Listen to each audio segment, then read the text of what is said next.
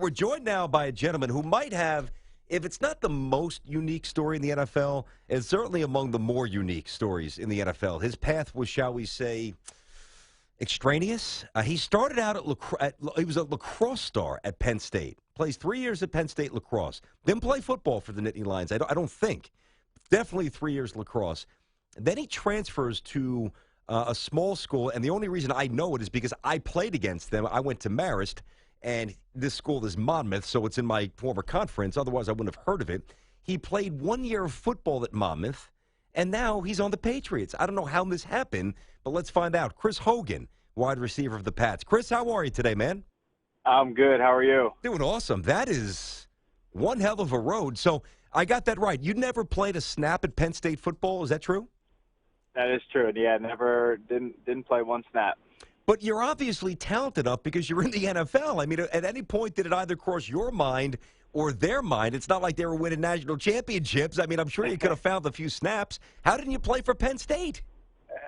You know what? It just never came. It just never came about. I always thought about it, on Saturdays, when we used to be tailgating with all the lacrosse guys, and I actually would struggle going to some of these games because I kind of felt like I could be out there. Yep.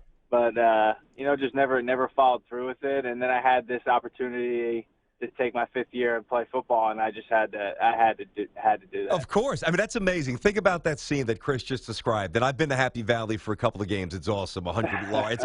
Chris is in the parking lot. He's knocking back a few cold ones. We'll assume this was after the age of 21.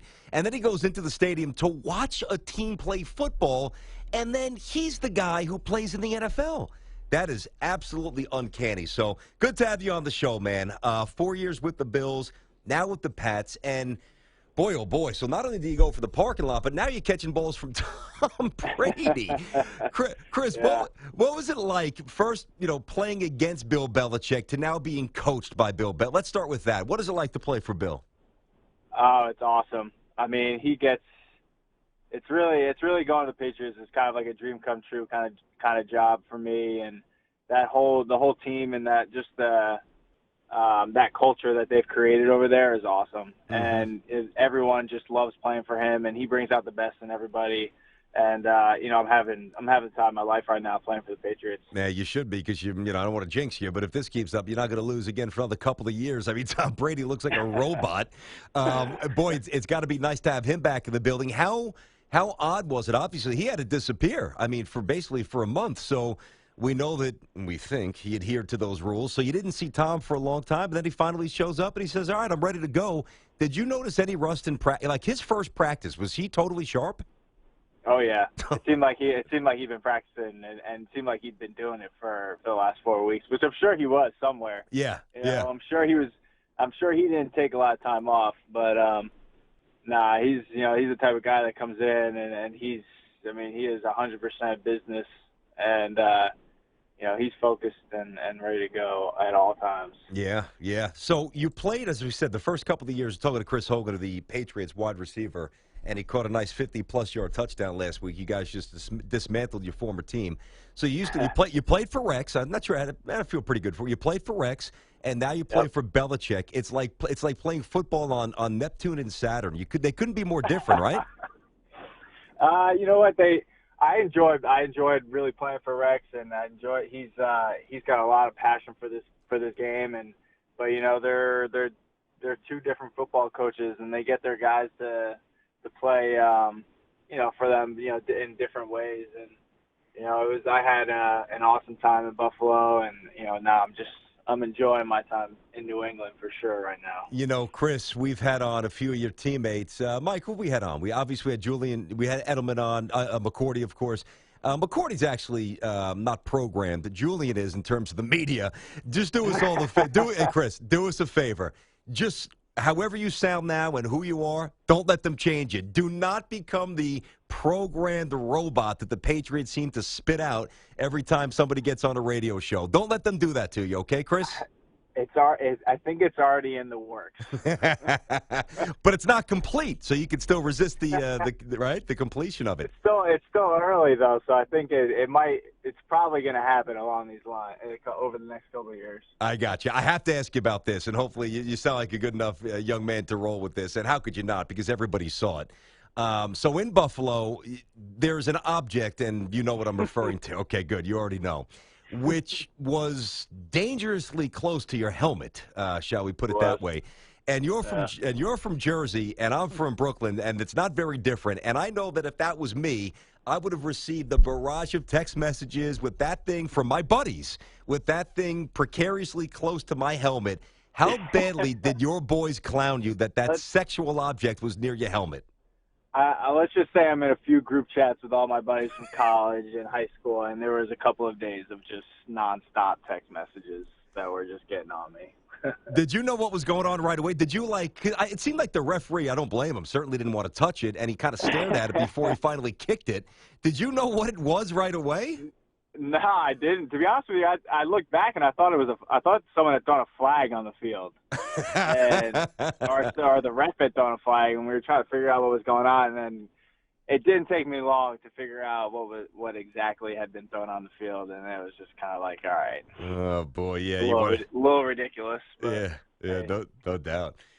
Chris Hogan with us here on Tiki and Tierney. So one teammate that you had last week that you don't have now is Jamie Collins, and we all know he's a terrific player, but now he's an ex-Patriot. How big of a surprise was that? It definitely was a surprise, but this is, you play long enough in this league, you tend to not get surprised by, stuff that goes on, and there's always people getting moved, traded and cut and all that kind of stuff. So, at the end of the day, you kind of move on and you go about your business. Oh, he's done it so many times, and going back to Lawyer Malloy and Logan Mankins. I mean, it's part of it's what Bill does, and he's Belichick, so you can't really crush him on it because it always seems to work out. And this might be a strange question for you because you're obviously in the NFL. You just caught a 53-yard touchdown pass, so you clearly belong. But back to your path. 3 years of lacrosse, which is worth restating. If you just tuned in, Chris played 3 years of lacrosse at Penn State, didn't play a snap of football for the Nittany Lions, had 1 year of eligibility left from the NC2A, went back home somewhat to the state of New Jersey, played for Monmouth, which is basically 1AA. It's the FCS, not FBS. And Miles Austin played there, by the way, for the people who don't know that, for the Cowboys, right? Yep. Miles Austin's from Monmouth. Yep. Okay. So there's a little wide receiver lineage there. And your path has been so crazy. Do you ever feel like, I don't want to say that you don't belong, because I would never want to imply that, but that you're still surprised that you're wearing an NFL helmet and catching passes? Yeah, to be honest with you, there are some times where you you just look back and you reflect a little bit about where I started, where I came from, and just the crazy dream that I had 4 or 5 years ago that I could actually maybe play in this league. And, I mean, it's crazy, but it just, I've worked hard and made a lot of sacrifices to get to where I'm at. And it's been a wild ride, and I don't regret it for a day. Why would you? You're on a national radio show talking about your NFL career. It seems like it worked out pretty well for you, Chris. You get a chance to talk about catching footballs and, getting things flipped at your helmet, your buddies joking. I mean, life is good, right? Only in Buffalo.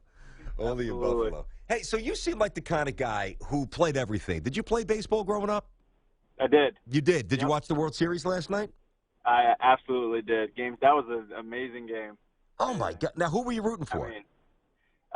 You know what? It was nice to see there was a couple of guys on the team, Chicago Cubs fans, but it was cool to see them come back. And I mean, you couldn't have scripted that game any better. Oh my God, it was insane. Did you get a chance to meet David Ortiz during his final year with the Red Sox? No, I didn't. Ah, man, you didn't meet Big Papi, huh? I know. Chris, who was the one guy? Chris Hogan with us here, Patriots wide receiver. Who was the one player? Aside from Tom Brady or person Bill Belichick that you've met since you made it to the NFL where you're just like, wow, I'm almost nervous being in the presence of this person. Anybody? Well, you know what? There's there's been so many guys.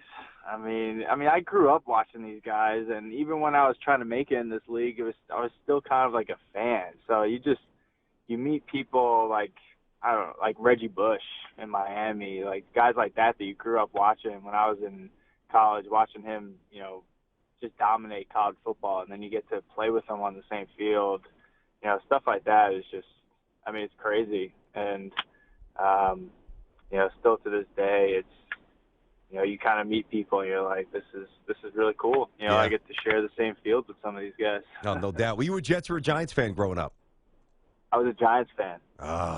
My partner's Tiki, but Tiki's off today, Yep. so. I know.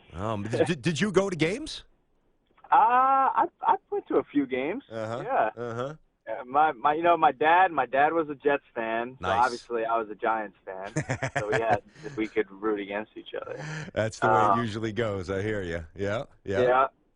So, and I grew up with Phil Simms' kid. Oh, I know Chris. Both of them. Yeah. So. Okay, Chris and Matt, right? I know Chris really well. Yep.